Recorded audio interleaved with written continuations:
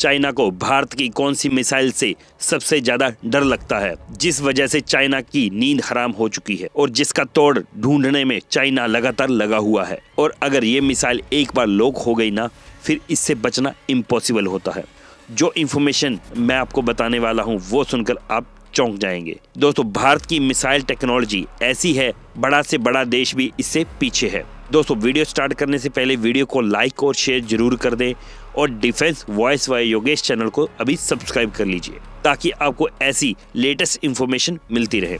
तो बात हो रही है ब्रह्मोस मिसाइल की। जी हाँ, ये वही मिसाइल है जिससे चाइना सबसे ज़्यादा घबराता है, क्योंकि ब्रह्मोस मिसाइल दुनिया की सबसे फास्ट सुपरसोनिक क्रूज मिसाइल है। इसकी स्पीड है लगभग 3450 किलोमीटर पर आवर की, मतलब बुलेट ट्रेन से भी 10 गुना तेज। और यहीं से चाइना की टेंशन शुरू होती है, क्योंकि इतनी हाई स्पीड पर आने वाली मिसाइल को ट्रैक करना और इंटरसेप्ट करना बहुत मुश्किल हो जाता है। और सबसे शॉकिंग बात तो ये है दोस्तों, ब्रह्मोस की एक्यूरेसी इतनी डेडली है कि 300 किलोमीटर दूर से भी टारगेट को पिन पॉइंट एक्यूरेसी से हिट कर सकती है।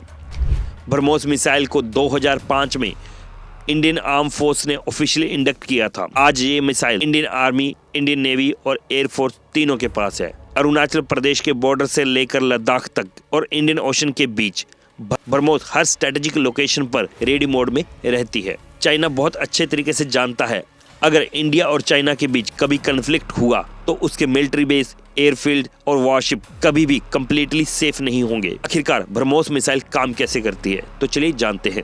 दोस्तों, जैसे ही ब्रह्मोस को फायर किया जाता है, ये मिसाइल बहुत लो एल्टीट्यूड पर फ्लाई करती है। इसी वजह से दुश्मन के रडार को इसे डिटेक्ट करना बहुत मुश्किल हो जाता है। और जब तक दुश्मन का रडार सिस्टम अलर्ट होता है, तब तक ये मिसाइल अपना काम कर चुकी होती है।